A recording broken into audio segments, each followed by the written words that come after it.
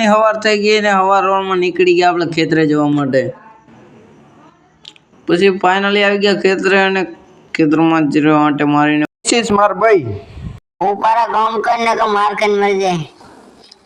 કામ ધંધો કોઈ હે નહીં, આખો દાડો વિડિયો ઉતાર કરવા ઉપારાને।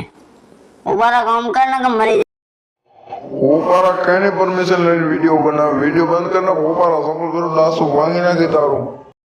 પછી આપણે તાનો હબડકો ચડાવીને પછી આપણે જવાનું હતું ઘરે। એટલે ઘરે નીકળી ગયા 10 લીટરની દૂધની બરણી લઈને નીકળી ગયા આપણે ઘરે જવા માટે।